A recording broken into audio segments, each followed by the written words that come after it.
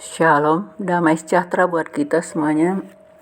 Pagi ini apakah Anda sudah membaca firman Tuhan? Bagi yang belum, mari bersama-sama kita membaca firman Tuhan. Namun sebelumnya kita awali dengan berdoa. Bapa Surgawi, Bapa yang kami sembah dalam Yesus Kristus, puji dan syukur dan terima kasih kami kehadiran-Mu. Tuhan, Kau sungguh baik dan sangat baik bagi kami. Sepanjang istirahat kami, Tuhan melindungi kami pagi ini. Tuhan, izinkan kami boleh melihat hari yang baru.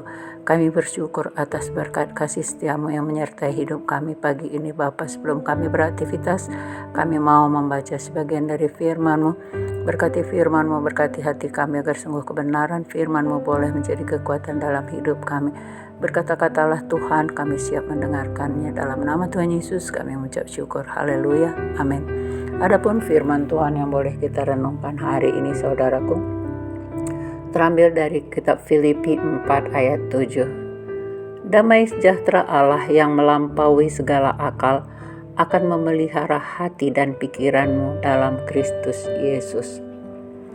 Saudaraku, kesaksian seorang hamba Tuhan yang hendak melayani Natal di suatu desa yang jaraknya kira-kira kurang lebih 115 km dari kota Medan.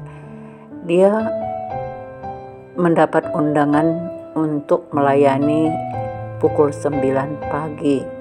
Nah, dia harus bersiap-siap ketika dia hendak berangkat. Dia bangun pukul 4 pagi lalu berdoa. Dia berdoa kepada Tuhan karena jaraknya memang jauh, kurang lebih 3,5 jam perjalanan yang harus dia tempuh. Maka dia berdoa kepada Tuhan, Tuhan beri aku kesempatan untuk berjalan menyampai ke tempat tujuan, untuk boleh menyampaikan kebenaran firman-Mu tidak terlambat, kira-kira setengah jam sebelum waktu ibadah. Nah, lalu sang hamba Tuhan ini bersiap-siap dia untuk mau berangkat ke tempat tujuan yang akan ditujunya, saudaraku. Nah, tetapi kalau direnungkan, perjalanan itu sungguh jauh dan jalan sampai ke desa itu buruk, tidak baik, sehingga barangkali perjalanan akan sangat melelahkan. Tetapi apakah itu semua menjadi penghambat bagi sang hamba Tuhan ini? Apakah dia bersungut-sungut? Apakah kalau ke sana jalannya rusak, masih gelap harus berangkat? Apakah jalan itu harus dilalui dengan jalan yang berliku-liku, naik turun? Nah, semuanya itu menjadi penghambat. Kalau itu yang menjadi pikiran seorang hamba Tuhan tadi, barangkali dia akan bersungut-sungut untuk sampai kepada tujuan itu. Tetapi ternyata, saudaraku, bukan itu yang dia alami. Dia tidak memikirkan perjalanan untuk bagaimana jalan berlobang atau jalan berliku. Tetapi ketika dia sampai ke satu desa, dia lupa untuk menuju desa tersebut. Di tengah jalan dia bertemu seorang ibu lalu menanyakan kemana arah jalan tempat yang harus dia tuju, tempat ibadah Natal yang akan dilakukan di desa tersebut. Lalu sang ibu mengatakan, lurus saja pendeta, kami pun akan ke sana karena nanti akan diberikan tanda, apakah itu janur atau spanduk, pasti ada di pinggir jalan. Nanti pendeta belok ke sana lalu akan sampai ke desa yang tempat ibadah Natal tersebut. Lalu sang pendeta pun berjalan lagi untuk menuju tempat yang diberitahu si ibu tadi. Sang pendeta melihat ke kiri ke kanan simbol-simbol yang akan dilihatnya. Kemudian dia berjalan terus, tetapi simbol-simbol itu dia tidak temukan. Sehingga dia tiba di suatu desa lagi. Dia bertemu dengan seorang bapak. Dia menanyakan di manakah desa tempat ibadah Natal itu. Oh, kata bapak yang ditanya itu mengatakan, desanya sudah jauh kelewatan pendeta, berarti kamu harus kembali ke berbalik arah. Nah, kalau begitu bawalah ibu saya, dia juga mau pergi ke sana, dia juga hendak mengikuti ibadah Natal. dengan gembira si hamba Tuhan ini tadi menerima seorang ibu tua yang akan menjadi penunjuk jalan. Tetapi karena baru pertama bertemu dengan ibu tadi, sang pendeta mulai bercerita tentang bagaimana kehidupannya, anaknya, dan seterusnya. Nah, karena keasikan bercerita, si ibu tadi lupa menunjukkan jalan yang harus mereka tempuh, sehingga mereka sudah melewati persimpangan jalan yang harus mereka lalui. Lalu ketika sudah mau terlalu jauh berjalan, lalu sang hamba Tuhan bertanya, di mana simpang yang harus kita masuki, Bu? Lalu si ibu terkejut, katanya, pendeta, kita sudah melewati jalan tadi, kita harus berbalik arah lagi.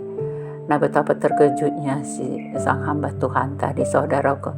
Dia harus berbalik lagi berjalan untuk mencapai tempat ibadah tadi. Lalu si ibu ini akhirnya menjadi sangat fokus untuk menunjukkan jalan yang hendak dituju. Ternyata persimpangan yang harus dilewati tidak memakai tanda janur, tidak ada tanda spanduk. Nah, tetapi akhirnya mereka sampai ke tempat tujuan. Sang pendeta melihat jam tangannya, lalu dia bersyukur kepada Tuhan. Dia melihat ternyata dia sampai ke tempat tujuan tidak terlambat, tetapi kelewatan waktu 10 menit. Kalau dari perjalanan awal dia berdoa, saya sampai kira-kira setengah jam sebelum waktu ibadah, tetapi ternyata 20 menit sebelum ibadah dia sampai ke tempat tujuan. Nah, demikian saudaraku, seorang hamba Tuhan, walaupun perjalanannya tidak seperti yang diinginkannya, tidak seperti hatinya, tidak seperti yang diharapkannya, barangkali kalau dia memikirkan perjalanannya tadi, dia harus bolak-balik bertanya kepada seorang, tidak menunjukkan yang benar. Kemudian ada yang sudah dibawa di atas mobilnya pun tidak menunjukkan juga jalan yang benar. Nah, dia barangkali bisa kecewa. Tetapi karena dia adalah anak Tuhan yang begitu taat dan setia akan pelayanannya, dan dia taat akan kebenaran firman Tuhan yang sudah menjadi tugas pokoknya, dia tidak menjadi kecewa. Bahkan damai sejahtera Allah yang melampaui segala akal, itulah yang ada di dalam hidupnya, sehingga memelihara hati dan pikirannya dalam Kristus Yesus yang membuat dia tidak kecewa. Jadi firman Tuhan tadi yang kita baca, damai sejahtera Allah yang melampaui segala akal akan memelihara hati dan pikiranmu dalam Kristus Yesus. Nah, sering sekali kita seperti kesaksian hamba Tuhan ini tadi, saudara, sering kita melupakan apa menjadi goal atau tujuan hidup kita di dalam dunia ini. Sering kita bersungut-sungut, sering kita kecewa, sering kita marah, sering kita bersedih hati. Yang membuat kita bersedih, yang kita membuat kecewa itu sering sekali bukan orang lain, tetapi kadangkala itu berasal dari pikiran kita sendiri. Kita tidak menerima, kita tidak memahami apa yang Tuhan kehendaki dalam hidup kita. Kalau kita mengerti apa yang Tuhan firmankan dalam hidup kita, lalu kita lakukan dalam kehidupan kita, pasti damai sejahtera Allah itu yang menjadi milik kita. Karena itu damai sejahtera Allah itu memang di luar, tidak bisa kita pikirkan, saudara. Itu melampaui segala akal pikiran manusia. Nah, kalau itu yang kita peroleh, tentu ada damai sejahtera itu akan menjadi milik kita. Tetapi kalau kita tidak mampu memahami firman Tuhan, maka kita akan selalu kecewa, selalu marah, selalu sedih.